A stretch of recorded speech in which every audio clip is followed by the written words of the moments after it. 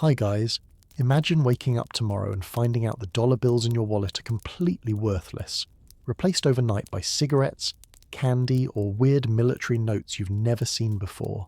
That's exactly what happened to millions of people during the Second World War when the global economy was turned completely upside down. Today we're diving into the bizarre, mind-blowing history of wartime currency, exploring the crazy things people actually used as money to survive one of the darkest times in human history.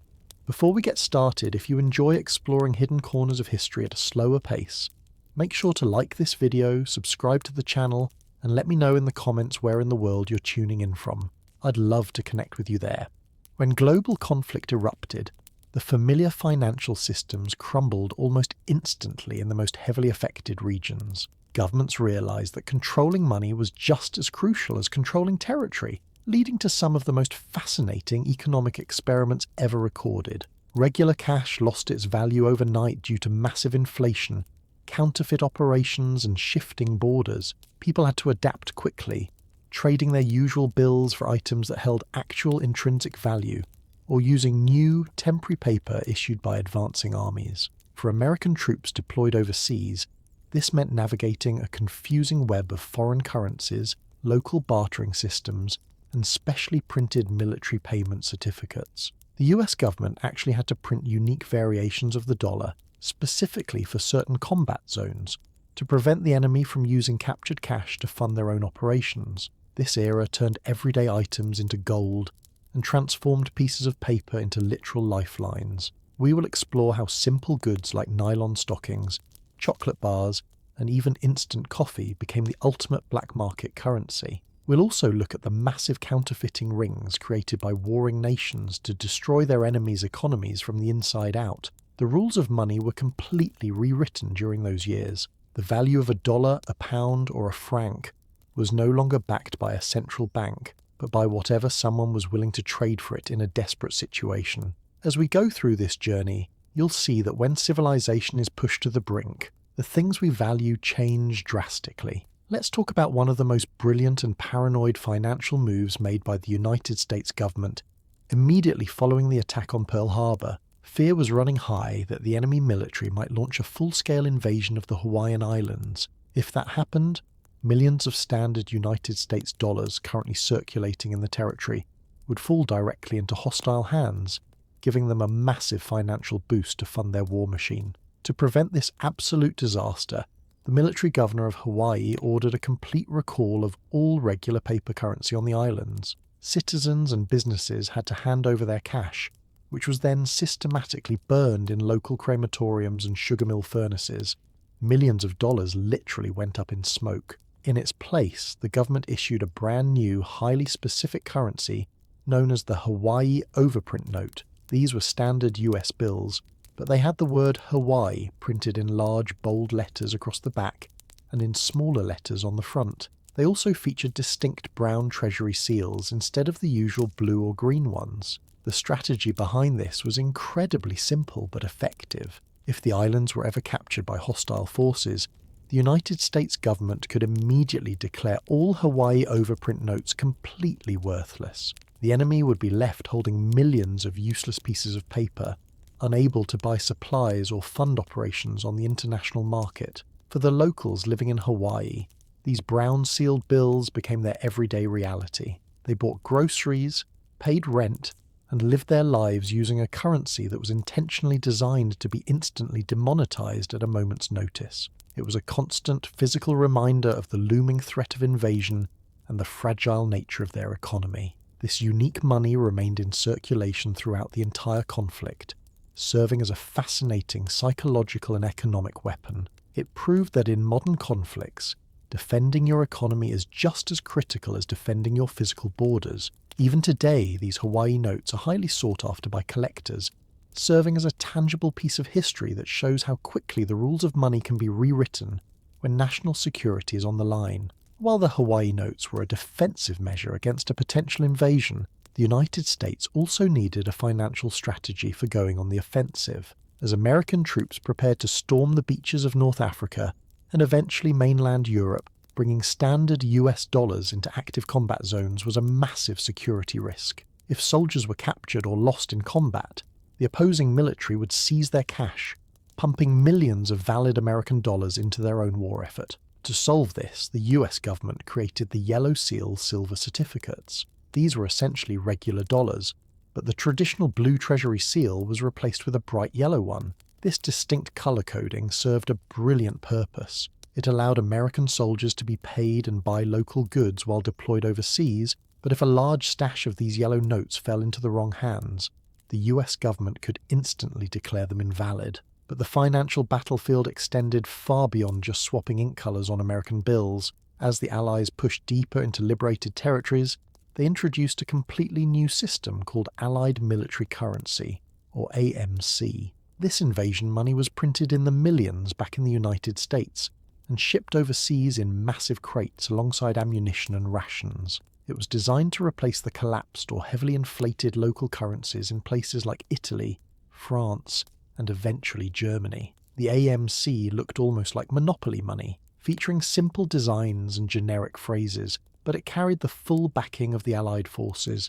Imagine being a local shop owner in a war-torn European village. One day you're forced to accept worthless occupation money from retreating armies, and the next day, arriving American GIs are handing you brightly coloured military paper to buy bread and wine. This sudden influx of invasion currency completely revolutionized local economies overnight, establishing immediate financial stability while asserting absolute economic dominance in the region. As official paper money fluctuated wildly in value or completely collapsed in war-torn regions, people quickly realized they needed something tangible to trade, leading to the massive rise of commodity money. Suddenly, the most powerful currency in Europe wasn't a dollar, a pound, or a franc, but the humble cigarette. In prisoner of war camps and devastated cities alike, cigarettes became the ultimate standard of value, universally accepted by soldiers, civilians, and even guards. Unlike printed paper money,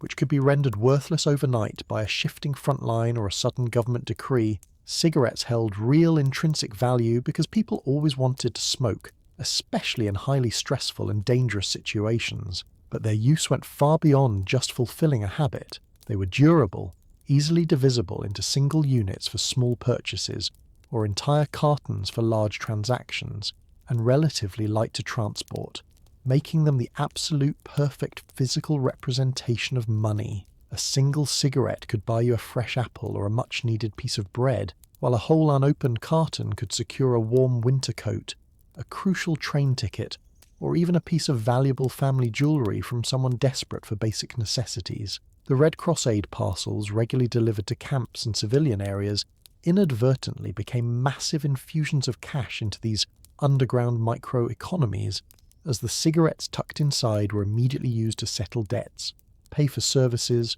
or gamble. Local prices for everyday goods were actually quoted in cigarettes, fluctuating constantly based on the supply brought in by new troop arrivals or aid packages. A simple haircut might cost you 2 cigarettes, while a sturdy pair of boots could cost 50. It was a completely organic, decentralized economic system that emerged out of pure necessity when traditional banking completely disappeared from the map. Even strict non-smokers eagerly hoarded them, understanding that holding a fresh pack of American brand cigarettes was far safer and more lucrative than holding any local banknotes. This incredible shift proved that money is ultimately just a matter of shared belief. When public trust in governments and national banks evaporated, people put their absolute faith in something they could physically hold, universally trade, and eventually consume, turning a simple luxury item into the very backbone of survival economics. While soldiers traded cigarettes on the ground,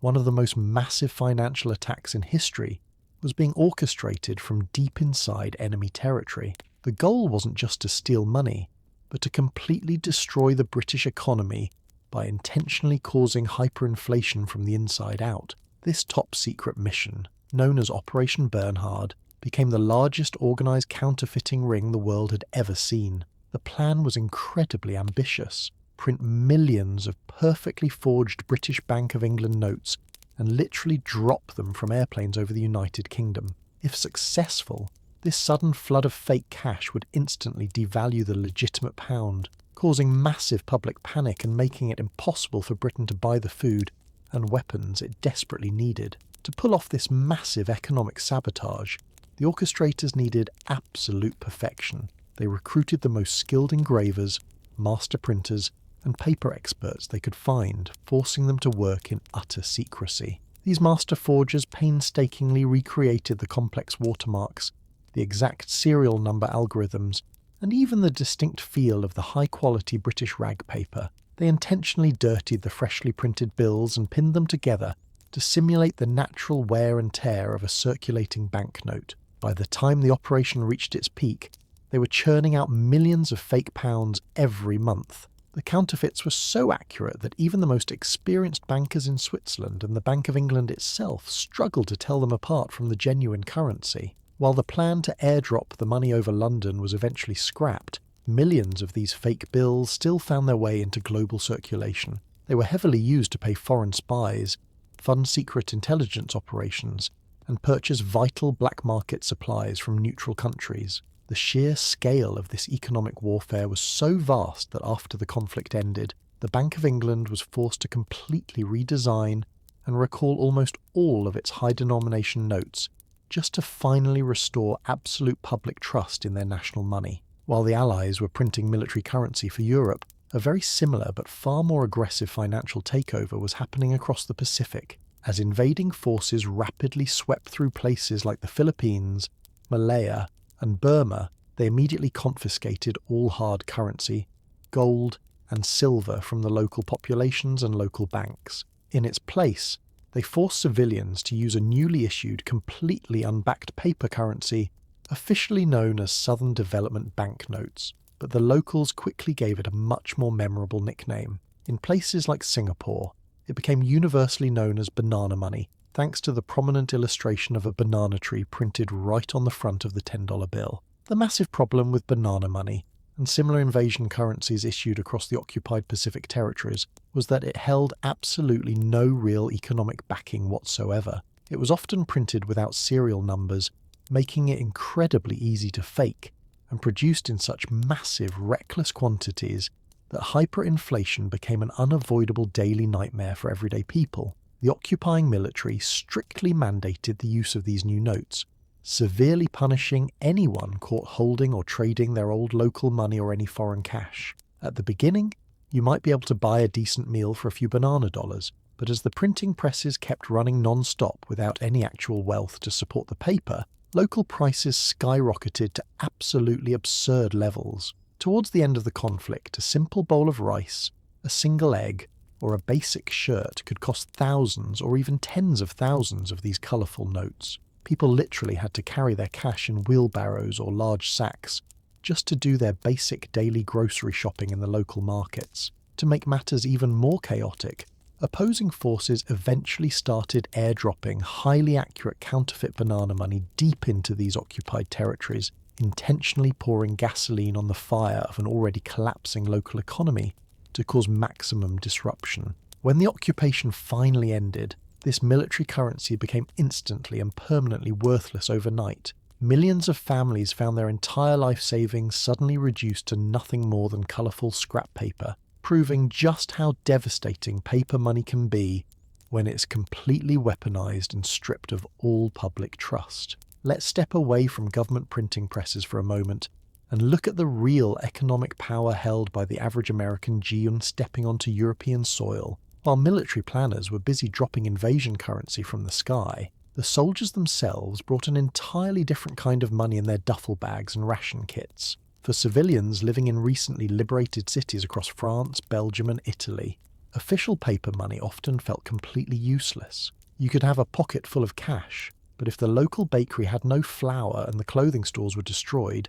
that money couldn't buy you anything. The real power shifted to high-demand consumer goods that had been absent from Europe for years, instantly turning American troops into walking banks. The most legendary of these substitute currencies was the nylon stocking. Invented just before the conflict, nylons were a massive luxury item, and when American production shifted entirely to parachutes and tow ropes, they became incredibly rare worldwide. But soldiers often had access to them through military exchanges or care packages from home. and bringing a pair into a devastated European town was like flashing a solid gold bar. A single pair of sheer nylons could secure a home-cooked meal, a safe place to sleep, or crucial local intelligence that cash simply couldn't buy. Right alongside nylons were the iconic American chocolate bars. The military had specifically commissioned heat-resistant rations, but standard commercial candy bars sent from home became an absolute premium currency. For people who hadn't tasted real chocolate in half a decade, a simple candy bar held more purchasing power than a handful of freshly printed banknotes. Instant coffee, heavily utilised by the military for its convenience, also skyrocketed in value. A small tin of coffee powder could be traded for fresh farm eggs, vegetables, or even rare local wines. This underground GI economy completely bypassed the official exchange rates, creating a fascinating barter system, where the ultimate symbol of wealth wasn't a bank account, but a duffel bag filled with American comfort goods. While the black market thrived on the ground with nylons and coffee, the war in the skies required a completely different type of emergency currency for survival. Imagine being an American bomber pilot shot down deep behind enemy lines in occupied France or the dense jungles of the Pacific Theatre. Your standard military paycheck or civilian cash is absolutely useless if you're trying to convince a local farmer to hide you from aggressive search parties. To solve this terrifying problem, the military developed highly specialized escape and evasion kits, also known as barter kits, which contain the ultimate universal currency, solid gold. These tightly sealed rubber or plastic pouches were given to paratroopers and aviators flying the most dangerous missions. Inside, a downed airman wouldn't find paper money, but instead a carefully curated selection of gold coins, typically British sovereigns or French francs, alongside heavy gold rings and even gold chains with easily removable links. The logic was undeniable. Gold has been recognized as a standard of extreme wealth across every human culture for thousands of years, completely immune to sudden inflation, shifting borders, or government collapse. A single gold coin could buy a civilian disguise, a sturdy bicycle, or a crucial bribe to a border guard, heavily increasing a pilot's chance of making it back to friendly territory. But the military didn't just rely on shiny metal. They paired this gold with something called a blood chit. This was a piece of silk or durable cloth sewn into the inside of a flight jacket, printed with the American flag and a written message translated into multiple local languages. The message essentially served as a massive government IOU, promising a substantial financial reward to anyone who successfully assisted the downed airman in escaping capture. The blood chit turned the pilot himself into a walking, breathing investment opportunity for brave locals willing to risk their lives. Between the immediate tangible bribe of solid gold and the promised future wealth of a government IOU, this combination became one of the most effective and desperate monetary systems of the entire conflict, proving that when your life is literally on the line, only the oldest and most trusted forms of wealth truly matter. While evasion kits helped soldiers avoid capture, those who were actually taken prisoner found themselves thrust into yet another completely isolated microeconomy. Across Europe, international conventions dictated that certain ranks of prisoners of war were actually entitled to a basic salary or payment for non-military labour, but handing captured enemy soldiers valid domestic currency was a massive security risk. If a prisoner managed to escape the barbed wire, having a pocket full of real German marks, Italian lire, or British pounds would make it incredibly easy for them to buy train tickets, food, or civilian clothes to blend in. To solve this problem, detaining nations on all sides created heavily restricted camp-specific money, known generally as Lagergeld or canteen money. These were specially printed paper notes or cheap metal tokens that were completely worthless the second you stepped outside the camp gates. Inside the perimeter, however,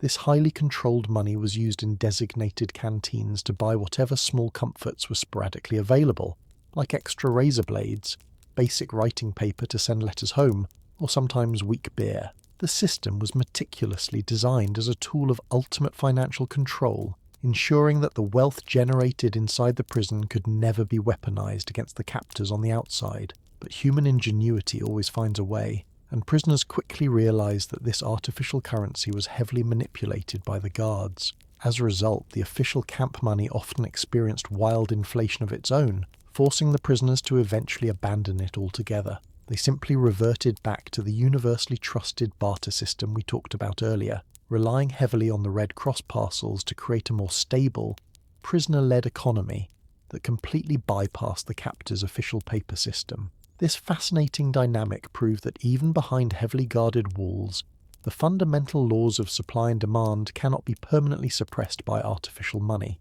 Let's shift our focus back to the American home front, where the everyday coins jingling in your grandparents' pockets suddenly underwent a radical transformation to help support the massive effort overseas. As the industrial war machine roared to life across the United States, the military desperately needed an unimaginable amount of raw materials to build tanks, ships, and airplanes. One of the most critical shortages they faced was copper, the primary metal used to strike millions of everyday pennies. Every ounce of copper was desperately needed for manufacturing shell casings and crucial communication wires for the troops. So, in 1943, the United States Mint did something completely unprecedented and temporarily stopped using copper for the 1-cent coin entirely. Instead, they produced over 1 billion pennies using low-grade steel coated with a thin layer of zinc to prevent immediate rusting. These new steel cents looked completely bizarre, shiny and silver-coloured when brand new,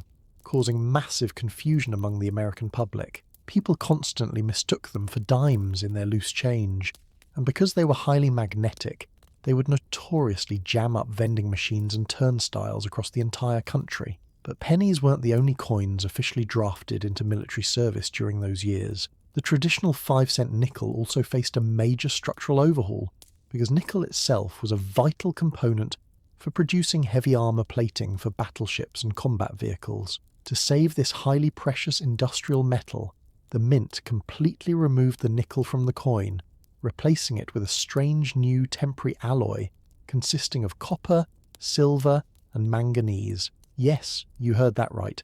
The government actually used precious silver to make everyday pocket change just to save industrial nickel for the overseas military effort. These wartime silver nickels are easily identifiable today by a large, distinct mint mark placed prominently above the dome of Monticello on the back. While the steel pennies and silver nickels only lasted for a short period before normal metal production eventually resumed, they serve as a fascinating, tangible reminder of how deeply the massive global conflict reached into the daily lives of regular American citizens. Every time someone bought a newspaper or a loaf of bread, they were literally handling a small physical piece of the war effort, proving that even the most basic components of a nation's economy had to be totally sacrificed for the ultimate victory. While the physical coins in American pockets were changing, a completely new type of parallel currency was also introduced to the home front that fundamentally altered how everyone shopped for daily necessities. I am talking about the massive, highly regulated system of government ration books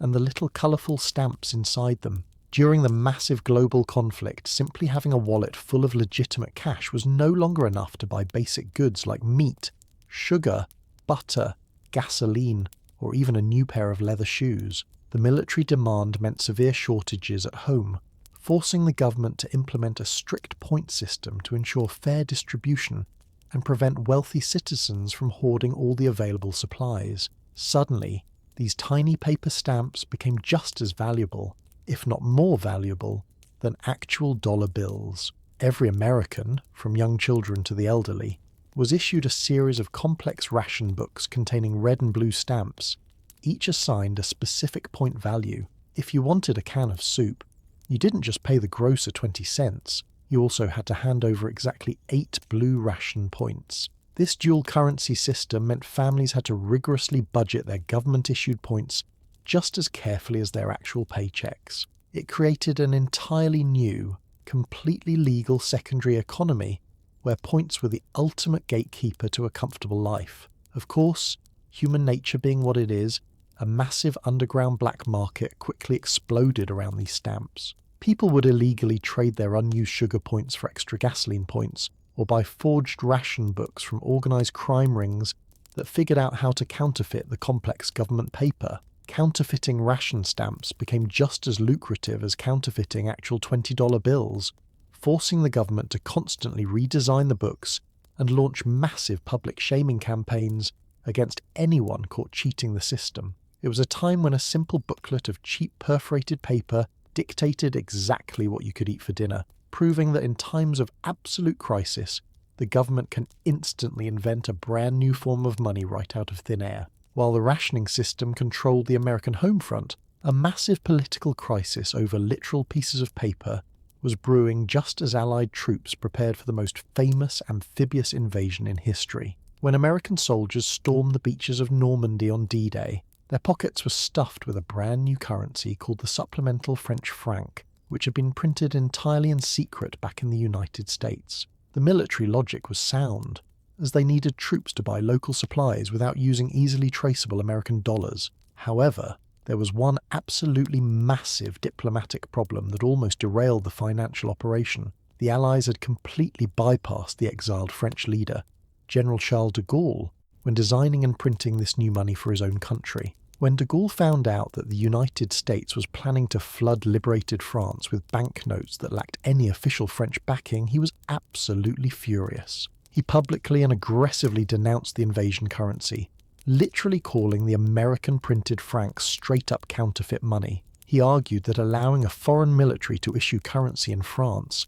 was a direct violation of their national sovereignty, essentially treating the newly liberated nation like a conquered territory instead of a proud ally. This sparked a tense standoff between the top Allied commanders and the French leadership right in the middle of a desperate military campaign. American GIs on the ground were suddenly caught in a bizarre political crossfire, trying to buy bread and cider from local Norman farmers using brightly coloured bills that the recognised French leadership was actively telling citizens to reject. The situation got so heated that General Eisenhower had to personally intervene, eventually forcing a delicate compromise where the temporary military francs were officially recognised by the provisional government just to prevent a total economic collapse behind the advancing front lines. It was a stunning real-world example of how the simple act of printing money is never just an economic decision, but a massive display of political dominance that can cause intense friction, even among the closest of wartime allies.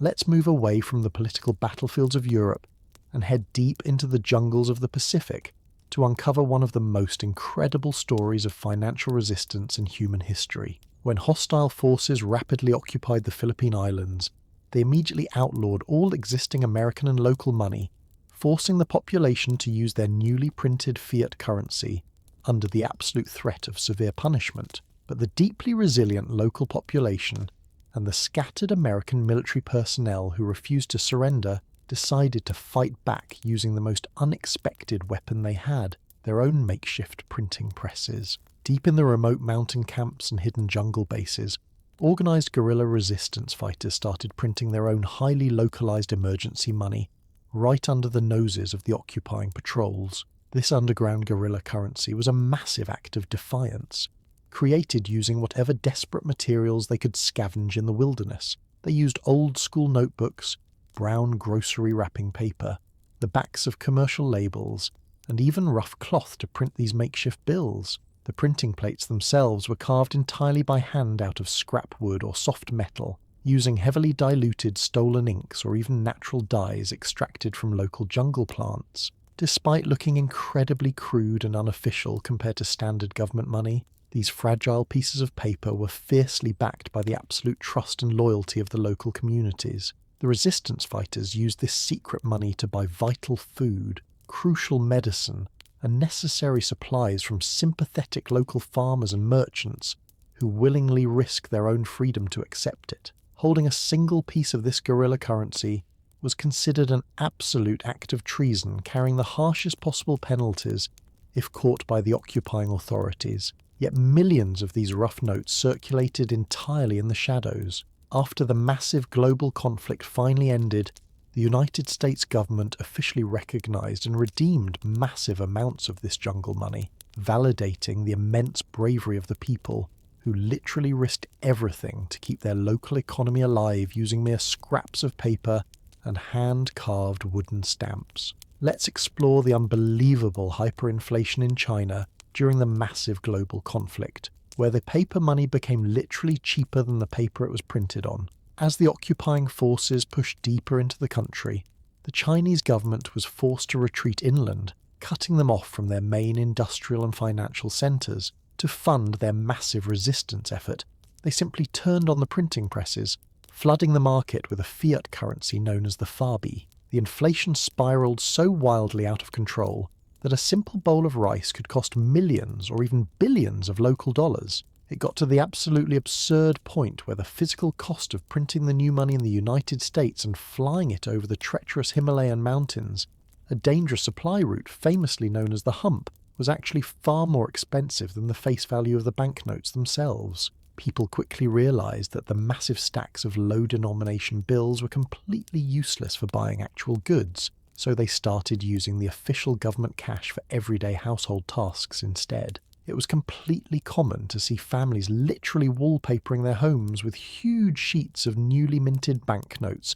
because it was drastically cheaper than buying actual wallpaper at the hardware store. Others would just toss thick bundles of cash directly into their stoves to boil water or cook food because the paper burned longer and cost significantly less than buying a regular bundle of standard firewood. When money loses its fundamental purpose as a medium of exchange, it reverts entirely to its basic physical properties. Imagine trying to run a small business when the price of your inventory doubles every single hour, forcing shopkeepers to update their price tags multiple times a day and demanding customers pay up front before they even finish eating their meals in a local restaurant. This total economic collapse forced the local population to completely abandon the national currency and revert back to trading solid silver bars, old foreign silver coins, or simply bartering with massive sacks of rice just to survive the daily chaos. This incredible financial disaster proves that money is fundamentally an illusion built entirely on public trust,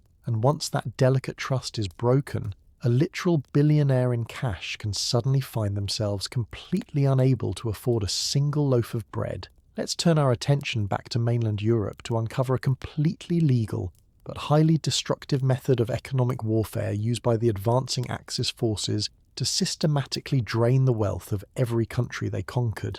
When they rolled into nations like France, Belgium and the Netherlands, they didn't just physically take what they wanted, they actually paid for it, but with a highly manipulative financial trick. They introduced a special military currency known as the occupation mark, strictly designed for use exclusively in conquered territories. The true villainy of this system was the heavily enforced exchange rate. The occupying command intentionally set the value of their military marks artificially high compared to the local francs or guilders. This meant an invading soldier could walk into a Parisian boutique or a Belgian farm and buy up massive amounts of fine wine, clothes and fresh food for practically nothing. They were legally plundering the entire country's inventory by forcing the local merchants to accept this overvalued paper under the strict threat of immediate imprisonment. It was essentially a state-sponsored looting spree disguised as legitimate commerce. The conquered nations were actually forced to pay the massive costs of their own occupation,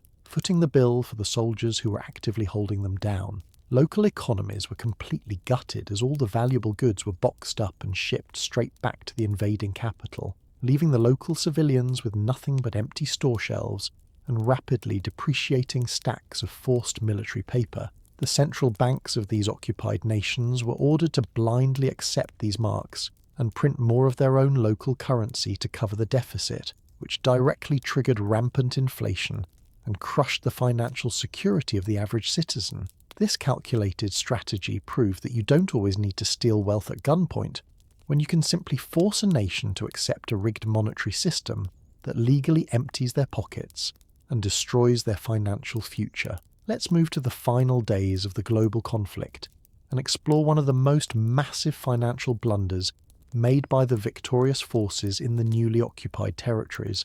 As the major powers divided the fallen European nation into distinct administrative zones, they agreed to use a single, unified paper currency called the Allied Military Mark to keep the devastated local economy somewhat stable. To make this massive printing job easier and faster, the United States Treasury made an unprecedented diplomatic decision and actually handed over the duplicate glass printing plates, special ink and paper formulas directly to the Soviet Union so they could print their own supply for their specific eastern zone. It seemed like a completely logical act of cooperation between allies at the time, but it quickly turned into an absolute economic disaster for the Americans. The opposing military commanders immediately started running their printing presses non-stop, churning out billions of these military marks with absolutely no restrictions, tangible financial backing, or standard accounting oversight. They used these massive, freshly printed stacks of paper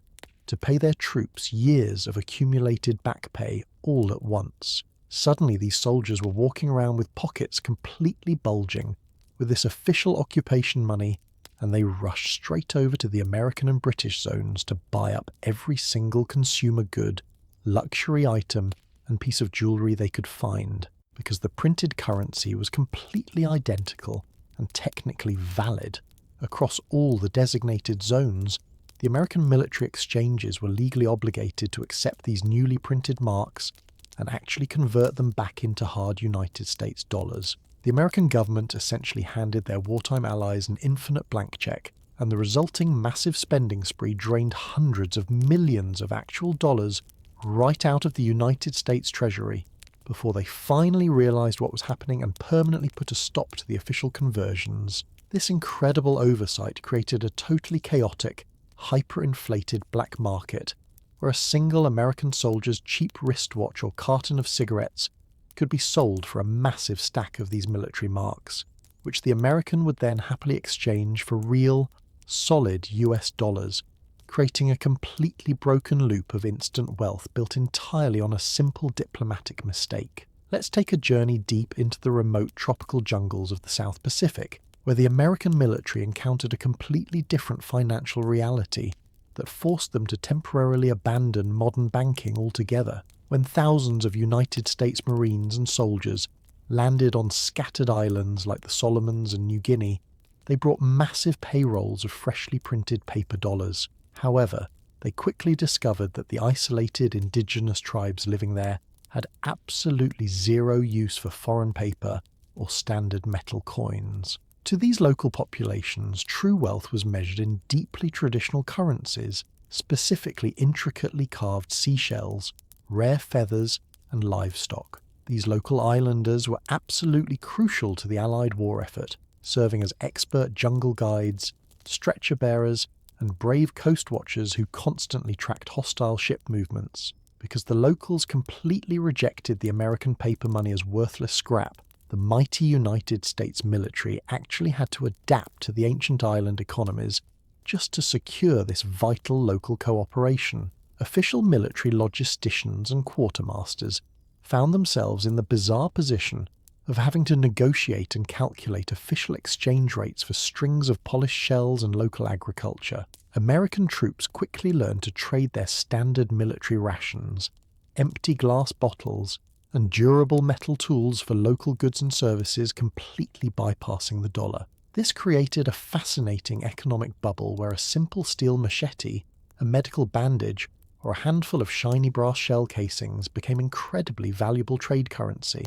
Some resourceful G's even started collecting and polishing their own local seashells in their rare downtime, effectively printing their own primitive money to buy fresh tropical fruit or handmade souvenirs from the native villages. It was an incredible clash of civilizations where the most technologically advanced military on the planet was forced to humble itself and conduct its daily business using an ancient barter system that had existed for thousands of years before the first paper dollar was ever printed. This unique situation proved once again that money is entirely relative to the culture using it, and a wallet full of cash is completely meaningless if the person standing across from you only values the physical resources necessary to survive and thrive in the wild. Let's move away from the tropics and head into the freezing, brutal winters of the Eastern Front to look at a completely different kind of liquid asset. While American soldiers were trading chocolate and nylon stockings in Western Europe, the troops fighting in some of the most unforgiving conditions on Earth developed an entirely different economic standard. The official state currency suffered from massive inflation and had very little purchasing power in the devastated combat zones where most towns were completely destroyed. But there was one extremely valuable commodity issued directly by the government that instantly became the ultimate hard currency of the trenches: the daily spirit ration. This highly sought-after liquid was distributed to frontline combat troops to help them survive the unimaginably freezing temperatures and the immense psychological stress of continuous battle. Because it was an officially sanctioned, highly regulated military supply, it essentially functioned as a perfectly liquid bank account. A soldier who chose not to consume their daily rations suddenly held immense financial power within their unit. They could easily trade a single canteen filled with this liquid gold for a much better pair of warm winter boots, an extra thick wool coat, or a crucial handful of extra ammunition from a fellow soldier. It even crossed the civilian divide, as desperate local villagers would eagerly trade their hidden stashes of potatoes, warm homemade clothing, or vital local intelligence for a small splash of the precious liquid. The military command knew exactly what was happening, and often used extra rations of this liquid currency as a direct official reward system for successfully completing a highly dangerous scouting mission or capturing vital equipment. This incredible underground economy completely bypassed standard paper money, proving that in an environment where literal survival is a daily struggle against both the opposing army and the lethal freezing weather, the most valuable currency on Earth is something that can instantly provide a temporary moment of physical warmth and mental relief. Let's move away from the massive military operations and look at a surprisingly common financial crisis that hit average civilians right in their own busy neighborhoods: the complete and total disappearance of everyday small change. Because the massive global war machine was aggressively consuming absolutely unimaginable amounts of copper, nickel, and silver to build planes, tanks, and necessary ammunition. Traditional metal coins completely vanished from public circulation in dozens of affected countries. This created a massive daily headache for regular working people. If you wanted to buy a simple morning newspaper, a single fresh apple, or a daily tram ticket, the local merchants literally had absolutely no way to give you your exact change back from a larger paper bill. To quickly solve this incredibly frustrating problem, desperate civilians and quick-thinking local businesses turned to an unexpected alternative that was already officially printed by the government: standard adhesive postage stamps. Suddenly, the local neighborhood post office became the most important bank in the entire town. People started using perfectly clean, unused stamps to pay for their small daily groceries, effectively turning them into a brand new fractional paper currency. However, carrying loose, sticky stamps in your warm pocket or purse was a total disaster, as they would easily rip, fade, or stick together, completely ruining their exact financial value. To fix this, a massive grassroots cottage industry popped up where people would meticulously glue these fragile stamps to small, durable pieces of thick cardboard, or even securely enclose them inside tiny, clear cellophane or cheap plastic discs. These makeshift encased stamps circulated wildly from hand to hand as literal pennies and dimes for years.